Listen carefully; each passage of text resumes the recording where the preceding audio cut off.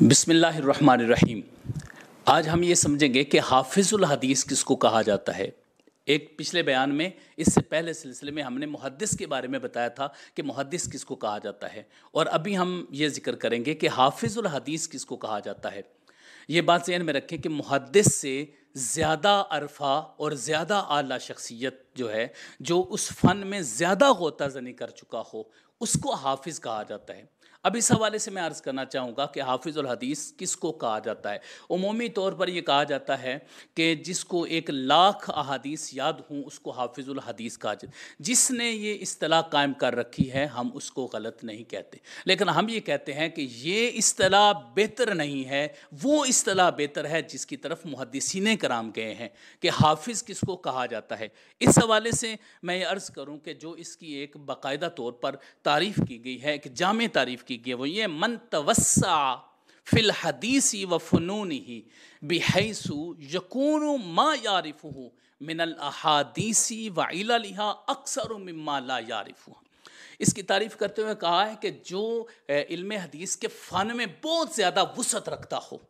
وسیع ہو، اور اس کے علاوہ وہ کثیر ذخیرہ حدیث کی پہچان رکھتا ہو، اس کو جانتا ہو، اور پھر اسانید کے اندر پوشیدہ علتوں کو بھی جانتا ہو،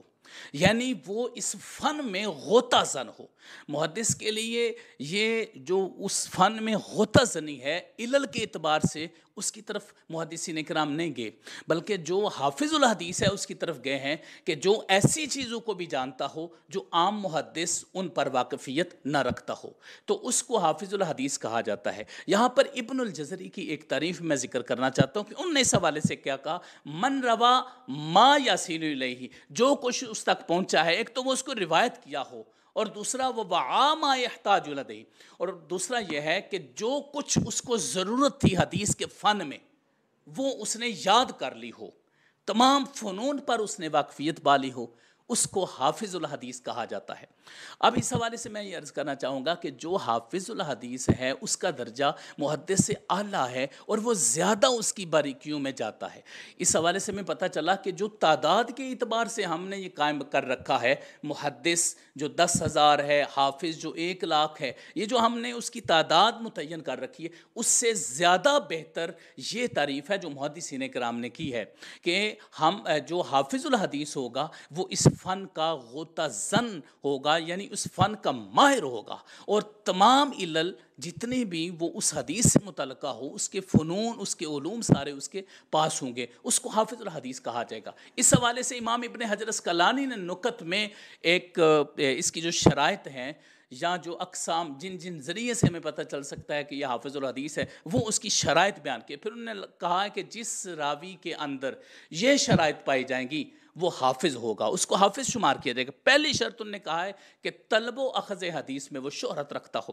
مطلب یہ ہے کہ وہ حدیث لیتا ہو اور اس کو جمع کرتا ہو، اس کو یاد کرتا ہو، حدیث کے معاملہ میں وہ لگا رہتا ہو۔ ایک تو یہ شرط انہوں نے بیان کی ہے، اور دوسرا یہ کہا ہے والمعرفۃ بطبقات الرواۃ و مراتبہم، اور جو راوی ہیں ان کے طبقے اور ان کے مراتب کو جانتا ہو کہ یہ کس طبقہ کا راوی ہے، اس کا مرتبہ کیا ہے، یہ ثقہ ہے، یہ ضعیف ہے، یہ صدوق ہے، یہ کون سی حیثیت رکھتا ہے یہ راوی، اس کے بارے میں بھی اس کو علم ہو۔ یہ دو شرائط۔ اس کے بعد تیسری انہوں نے بیان کی ہے کہ جرح تعدیل کا علم اس کو ہو، اور دوسرا یہ ہے کہ وہ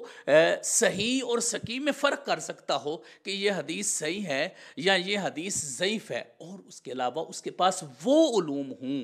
اور اتنی روایات ہوں جو ایک محدث کے پاس ہوتی ہیں اس سے زیادہ ہوں، یعنی وہ جو محدث ہے اس سے زیادہ عرفہ والا مقام رکھتا ہو۔ تو گویا کہ آپ یہ کہہ سکتے ہیں کہ حافظ الحدیث اس کو کہا جاتا ہے جو علم کی گہرائیوں میں پہنچ چکا ہو، اور پھر یہ ہے کہ اس کو وہ کچھ آتا ہو جو باقیوں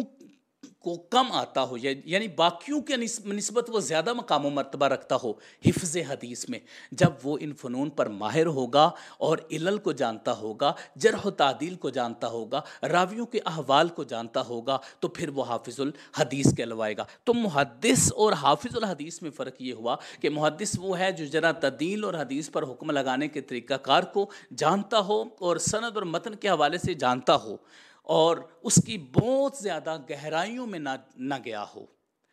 اس کو محدث کہتے ہیں. لیکن اگر کوئی بہت زیادہ اس کی گہرائیوں میں چلا گیا ہے اور اس کی علل تک پہنچ کر اس نے بہت ہی جواہر لے کر آیا ہے تو ایسا شخص جو ہے وہ حافظ الحدیث کہلاتا ہے. تو میرے خیال کے مطابق جو تعداد ہے اس سے زیادہ بہتر یہ تعریفات ہیں جو محدثین کرام نے کی ہیں. اللہ رب العزت تمام حفاظ الحدیث جنہوں نے حدیث پاک میں غوطہ زنی کر کے اسانید اور متون سے وہ جواہر نکالے جو ایک عام بندے کا کام نہ تھا، اللہ رب العزت ان کے بہت زیادہ درجات بلند فرمائے. آمین یا رب العالمین. وصلی اللہ علی حبیبی سیدنا محمد.